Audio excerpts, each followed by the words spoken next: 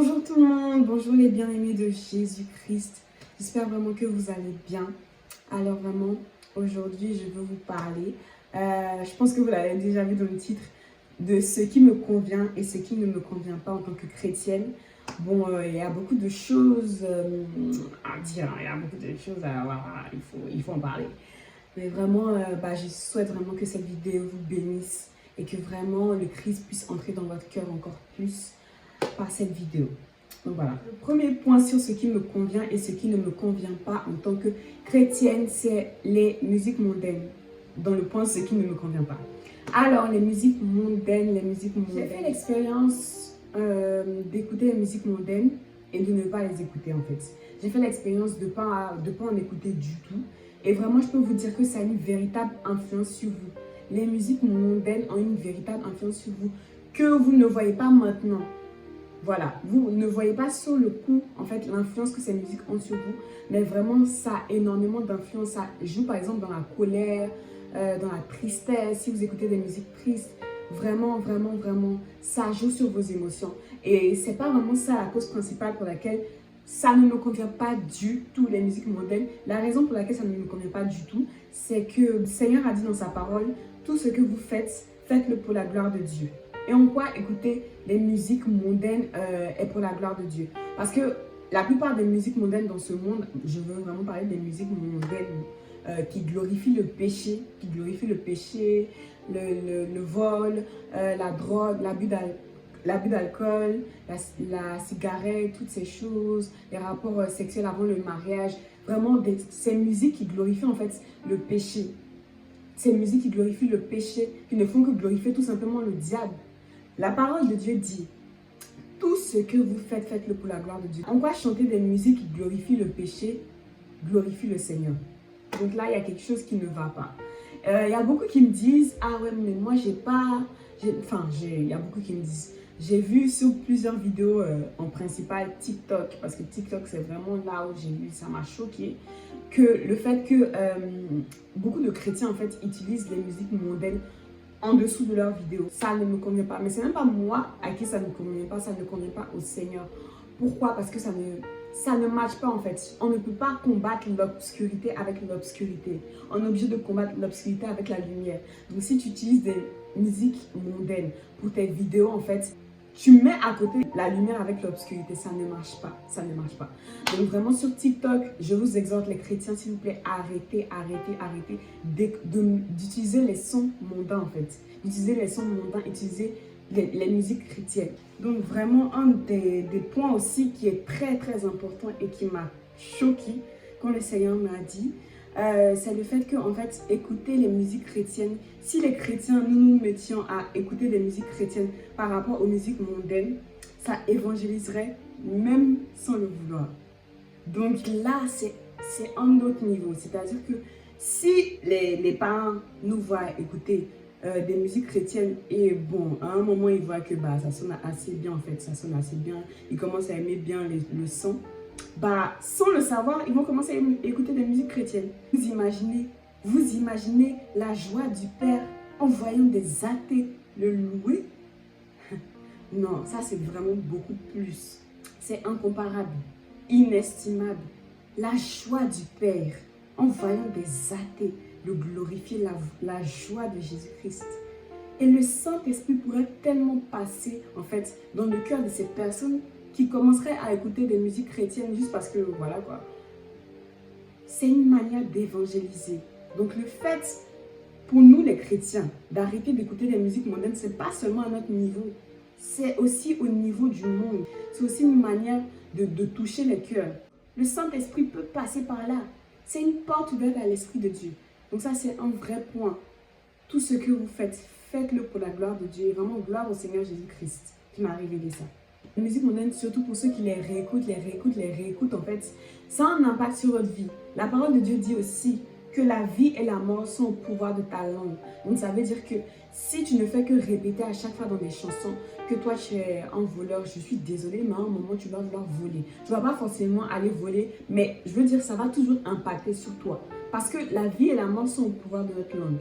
Donc voilà, ça c'est pour les musiques mondaines. S'il vous plaît, les chrétiens, arrêtez.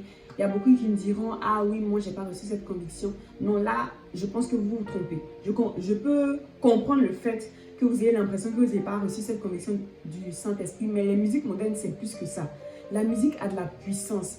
Et en fait, les musiques mondaines, c'est universel. C'est comme en fait le Covid. Voilà, c'est comme le Covid. C'est un virus en fait qui contamine tout le monde. Le fait de glorifier le diable contamine tout le monde. C'est pas seulement quelques personnes. Le fait de glorifier en fait les choses de ce monde ne font que vous contaminer. Donc vraiment l'Esprit de Dieu, c'est même pas moi-même qui parle, c'est l'Esprit Saint qui veut qu'on le glorifie en fait.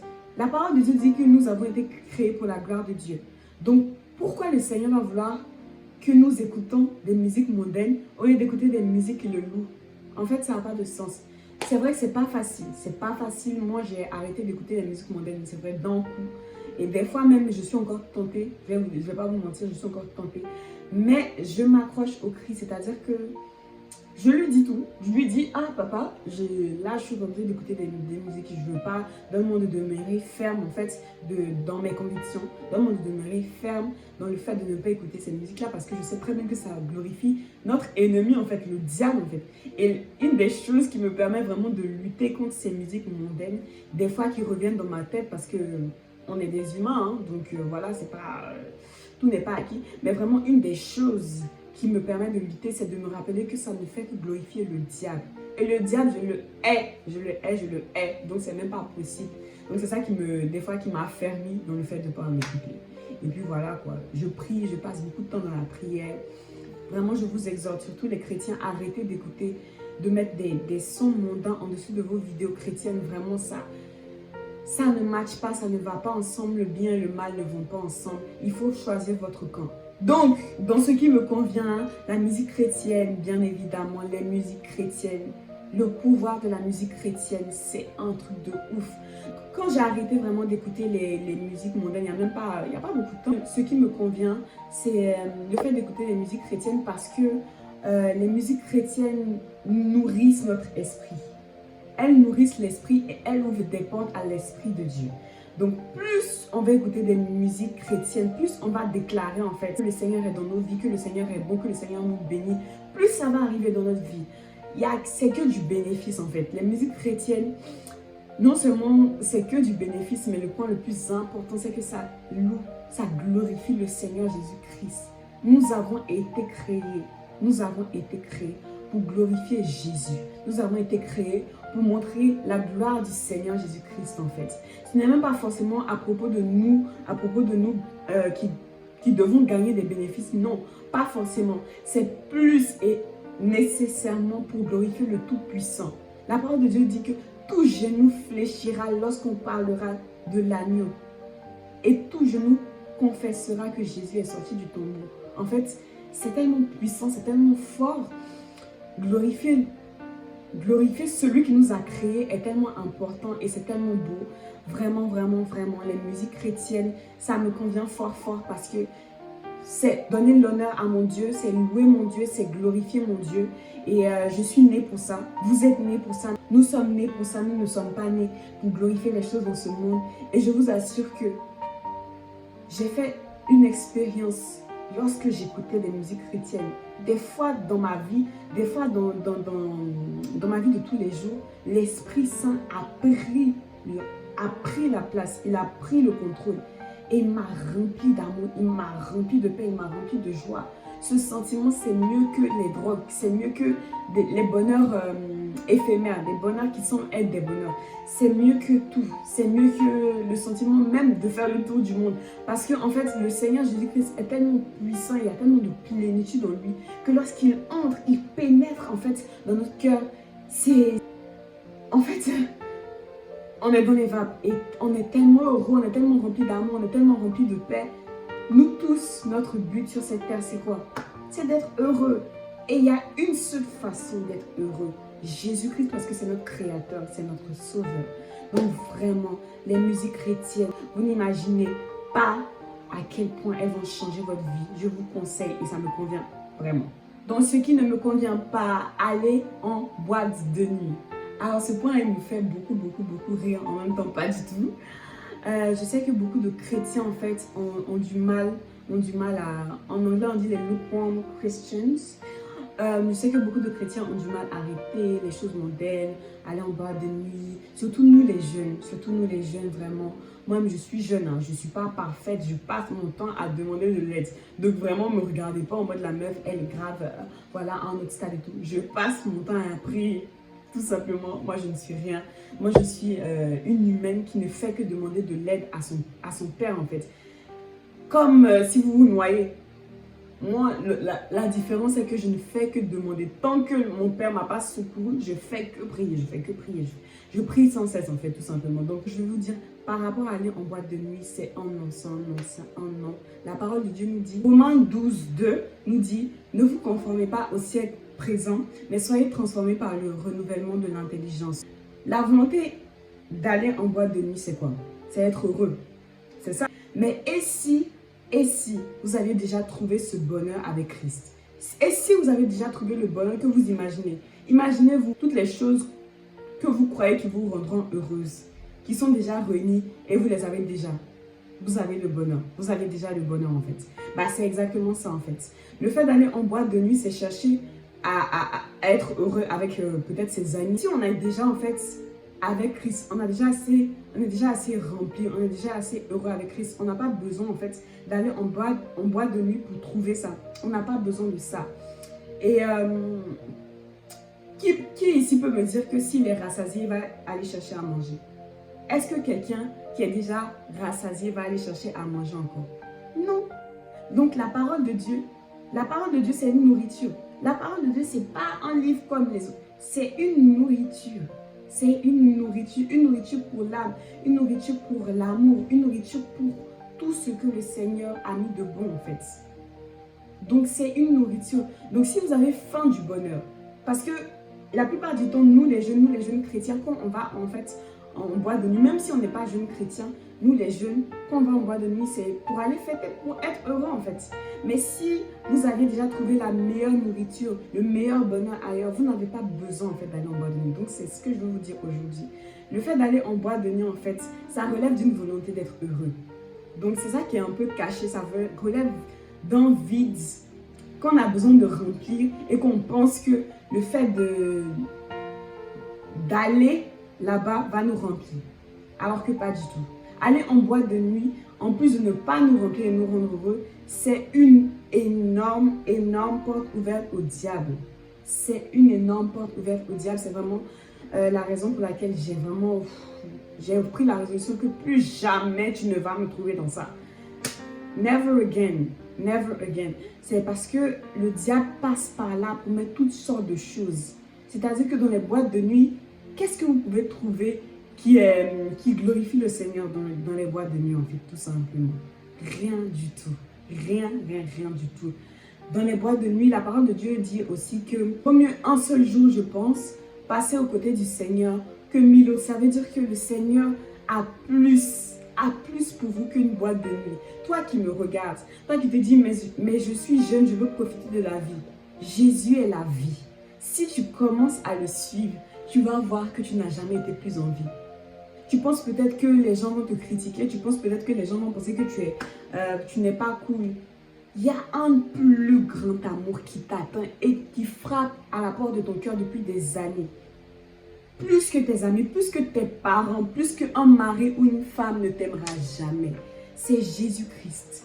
C'est Jésus-Christ. Jésus-Christ offre un bonheur tellement supérieur, tellement plus grand, tellement plus beau qu'aller en boîte de nuit. Lorsque tu vas goûter à l'eau vive du Seigneur, lorsque tu vas goûter à l'amour du Christ, tu ne voudras, même toi, tu ne vas plus jamais vouloir partir en boîte de nuit.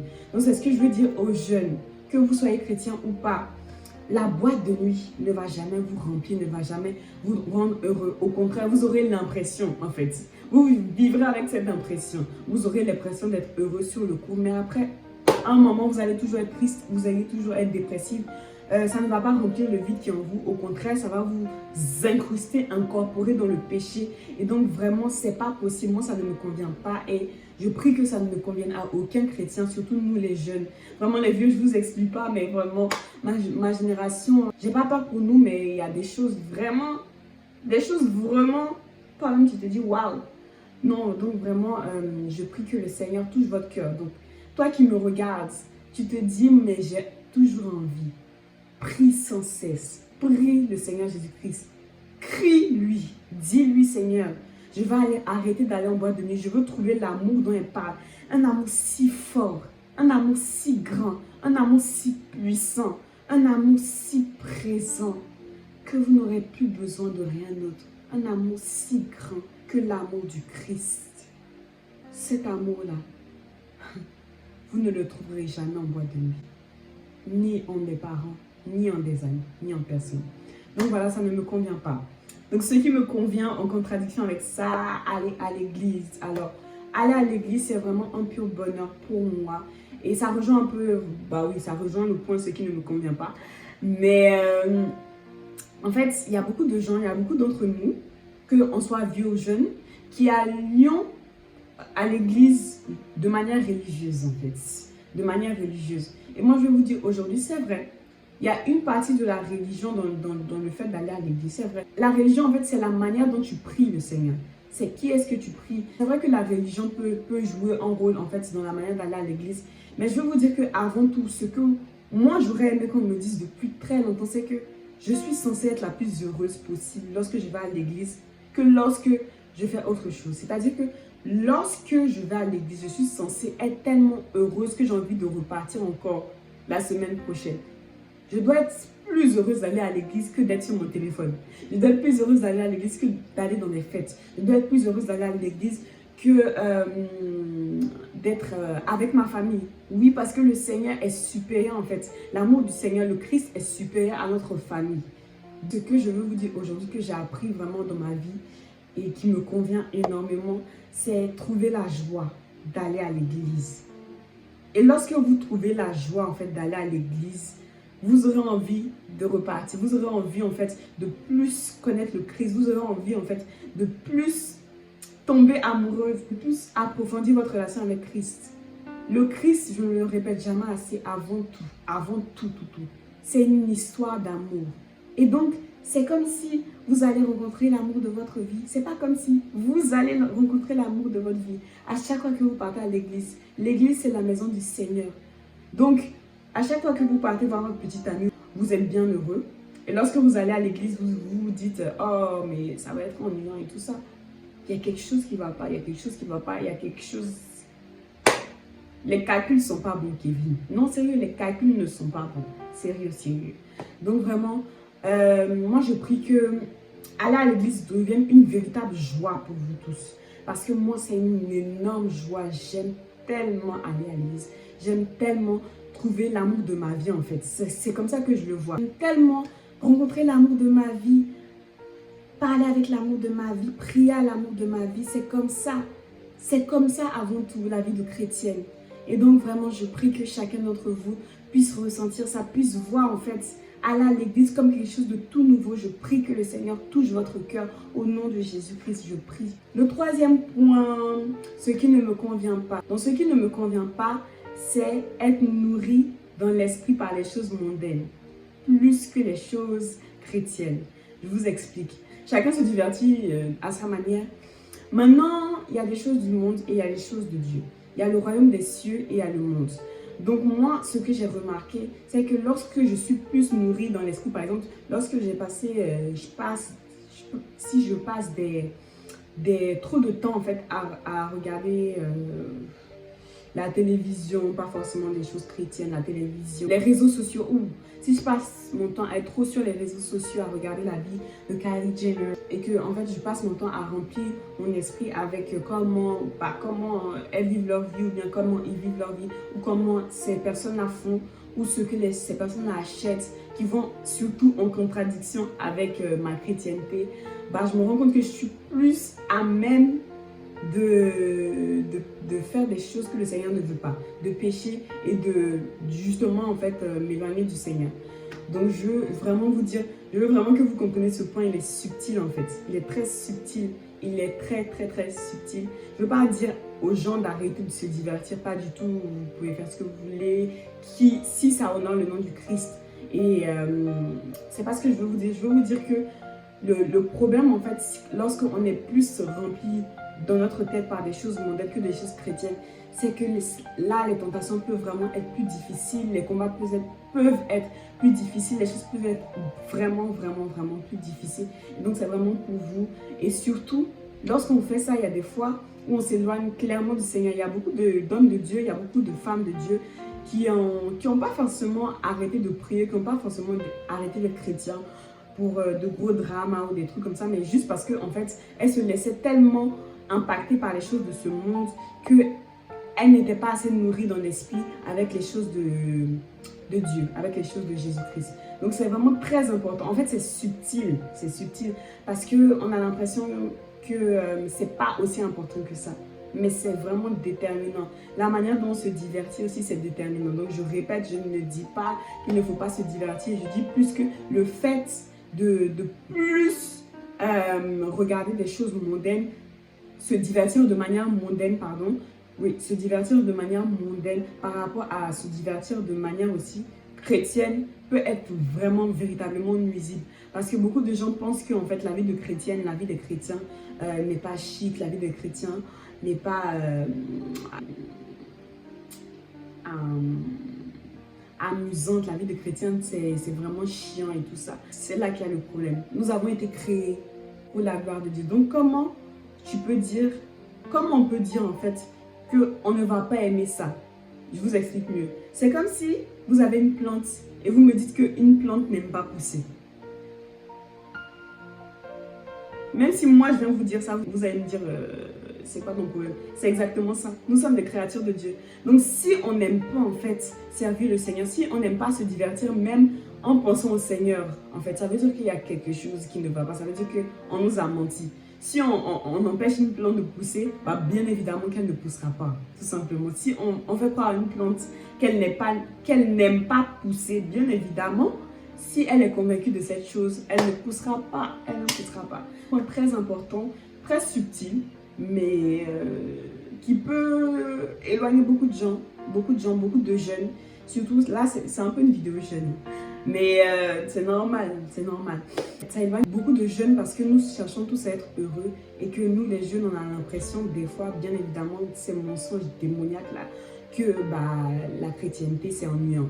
C'est faux, c'est faux, c'est faux, c'est faux. Jésus est la vie. Il n'y a pas plus joyeux, il n'y a pas plus grand, il n'y a pas plus, en fait, chic, il n'y a pas plus divertissant que le Christ. Parce que le Christ n'a pas prêché 24 heures sur 24. Vous pensez que lorsqu'il était sur terre, 24 heures sur 24, il prêchait? Non, il y a des fois, il rigolait. Il y a des fois, il passait du temps avec les autres. Donc, ça veut dire qu'il est aussi la vie. Il est la vie. A contrario, ce qui me convient dans ma vie chrétienne, c'est être plus nourri par la Bible, par des témoignages, par des prédications et vraiment prendre plaisir en fait à écouter ça. Prendre plaisir à écouter ça, comme je vous l'ai dit. Si vous voyez que vous vous ennuyez et tout ça, c'est pas normal. Vous êtes censé aimer parce qu'on vous a créé en fait tout simplement pour la gloire de Dieu. Donc c'est pas logique. Donc vraiment ce qui me convient en tant que chrétienne, bien évidemment, on est encore sur cette terre, donc bien évidemment il y a des... on est dans le monde, hein. Pour l'instant, on n'est pas encore dans le royaume des cieux, mais le point, c'est être plus nourri dans les choses du royaume des cieux. Pour ça, vous pouvez lire votre Bible, regarder des témoignages, regarder des prédications. Voilà, il y a plein de choses. Regarder des films chrétiens, écouter des musiques chrétiennes aussi. Et voilà quoi. Donc, le quatrième point, ce qui ne me convient pas, c'est dépendre des hommes. Alors ça, c'est un point... Waouh! Si je devais vraiment parler en profondeur de ce sujet, j'en aurais fait 1 milliard de minutes. Mais vraiment, l'essentiel, c'est que dépendre des autres, moi, pour ma part, ça m'a énormément bloqué. Ça m'a énormément bloqué, condamné des fois à des situations en fait que je ne méritais pas, des situations où j'étais triste en fait, juste parce que les autres ne faisaient pas comme moi, juste parce que j'avais l'impression que j'avais pas l'approbation, la validation des autres tout simplement. Donc dépendre des hommes, ça ne me convient pas dans ma vie chrétienne. Il y a des choses folles, des fois il y a des choses qui sont folles, qui nous sont folles, que le Seigneur nous demande à nous seuls et qui ne demande à personne. Si on va demander aux gens l'approbation, bien évidemment que ces gens vont nous dire non, parce que la chose folle que le Seigneur a mis dans notre cœur, c'est que pour nous. Et vraiment, n'oubliez jamais, tout ce que Jésus fait est bon. Jésus veut plus votre bien que vous-même. Jésus veut plus ton bien que toi-même. Toi qui me regardes, c'est un fait. Parce qu'il t'a créé. Avant que toi-même tu puisses savoir ce que tu aimais, lui, il savait ce que tu aimais. Donc vraiment ne pas dépendre des hommes. Si vous avez envie de faire des choses qui vous tiennent à cœur, le Seigneur vous a appelé, ou bien vraiment tout type de choses, que vous savez que c'est l'Esprit de Dieu qui vous a communiqué, n'attendez pas les hommes, n'attendez pas qu'on vous dise que vous êtes beau, que vous êtes belle, n'attendez pas qu'on vous dise que vous êtes fort. Trouvez ça en Christ. Trouvez ça, c'est aussi un vrai problème d'identité. Trouvez en fait votre identité en Christ et vous ne dépendrez plus des hommes. Donc, je ne vais pas vous mentir, ce point-là, je suis en train de vous parler, mais comment je galère avec ça. Vraiment, le Seigneur Jésus et moi, on travaille sur ça. Moi et l'amour de ma vie. Yes, vous le connaissez.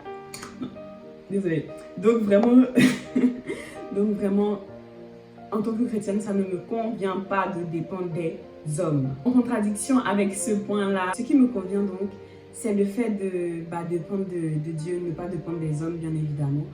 Il y a beaucoup de fois où le Seigneur m'avait mis des choses dingues à cœur, mais des choses qui feraient avancer le royaume. Et malheureusement, je ne les ai pas faites. Des choses qui n'étaient pas communiquées aux autres, en fait. Parce que j'avais honte d'être jugée, j'avais honte qu'on n'approuve pas ce que je faisais, j'avais honte qu'on me juge tout simplement, et donc je ne les ai pas fait. Et vraiment, je vous recommande de ne pas écouter, de ne pas regarder, demeurez ferme dans la personne que Dieu vous a fait. Vous êtes unique, restez comme vous êtes. Vous avez besoin d'être comme personne d'autre. Donc voilà. Amen. Donc le dernier point, le 5e point dans ce qui ne me convient pas. Ce qui ne me convient pas, les bien-aimés de Jésus-Christ, c'est un dernier point sur lequel je vois que beaucoup de chrétiens, beaucoup d'entre nous luttent passivement avec. C'est le fait de garder rancune contre les hommes. Garder rancune contre les hommes, garder rancune dans les petites disputes et garder rancune dans les grandes disputes. Mais surtout, je vais insister sur les petites disputes. Alors, ça ne me convient pas du tout. Gardez rancune, je vous en prie, priez pour que votre rancune soit enlevée de votre cœur, que l'Esprit de Dieu enlève toute la rancune, que Jésus-Christ enlève toute la rancune et que l'amour prenne votre cœur. Parce que la rancune, en fait, c'est énormément destructeur. Le fait de garder rancune contre les autres vous condamne à être en colère, vous condamne à être triste, vous condamne à être dépressif. Si vous avez une grande dispute avec quelqu'un et que la personne ne sait pas expliquer, ne s'est pas excusé, c'est pas non plus une raison pour garder rancune contre cette personne, même si vous avez raison. Nous ne sommes pas n'importe qui, nous ne sommes pas des gens, nous sommes des enfants du royaume. Garder rancune, même à une petite échelle, peut nous empêcher en fait de demeurer dans l'amour, dans le bonheur, dans la joie du Seigneur à cause des gens. Non, ça c'est un point où vraiment c'est subtil. Par rapport aux petites disputes aussi, c'est que des fois on se dispute, vous voyez, des petites disputes avec votre famille. Si vous disputez avec votre soeur, vous avez fait une petite dispute, elle a fait quelque chose qui ne vous plaît pas et que vous gardez un peu rancune. Si vous n'évacuez pas en fait cette rancune par l'Esprit de Dieu, un jour ou un autre, elle va se faire ressentir en fait. Et c'est pour ça que des fois, on est énervé, on s'énerve, on se dit, je ne sais même pas pourquoi je suis énervée, mais parce que en fait, notre cœur, l'état de notre cœur n'a pas changé. Peut-être qu'on est passé à autre chose, mais notre cœur a gardé rancune en fait, tout simplement. Notre cœur a gardé rancune. Donc vraiment, même si c'est des petites disputes, vous faites des petites disputes avec votre mère ou avec votre père, pardonnez, choisissez le pardon, je vous en prie. Ça, c'est ce que je vois en chrétiens, nous-mêmes, en frères et sœurs chrétiens.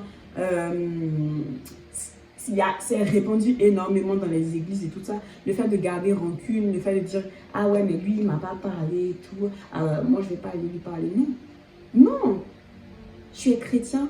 Même si tu n'es pas chrétien, tu es né pour aimer. Tu es né pour aimer et être aimé. Et tu es né pour être le plus heureux possible. En Christ. Toi qui n'es pas chrétien, tu es né pour être le plus heureux possible en Christ. Tu n'es pas né pour souffrir en gardant rancune contre ton prochain, en disant « Ah oui, mais celui-là, il m'a blessé. Et oui, moi, j'ai pas envie de lui pardonner. » Non, tu es né pour quelque chose de tellement grand, de tellement beau, de tellement magnifique. Donc, choisis. choisis de pardonner parce que c'est un choix. Parce qu'il y a beaucoup qui disent, ah ouais, mais il ne mérite pas le pardon. Ce point-là, le Seigneur m'a vraiment fait ouvrir les yeux dessus. Il m'a dit, très calmement un jour, ne te rappelles-tu pas de toutes les choses que je t'ai pardonnées? Est-ce que tu méritais mon pardon? Donc, je me suis tue très calmement aussi. Très calmement, je me suis tue. Donc, vraiment, nous ne méritons pas d'aller au paradis. Personne d'entre nous ne mérite d'aller au paradis. En tout cas, en tant que chrétiens, nous ne méritons pas d'aller au paradis. Non. Le paradis est un cadeau gratuit que le Christ donne à ses enfants. Et donc, vraiment, nous aussi, nous devons donner notre pardon aux autres qui nous ont blessés parce que nous avons reçu un pardon immérité, tout simplement. Donc, voilà.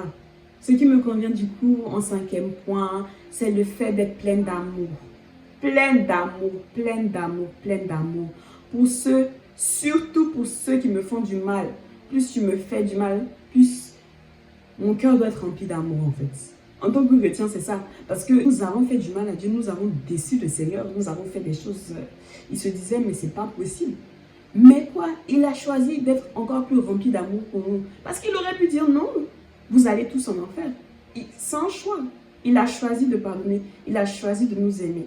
Donc vraiment, choisissez l'amour.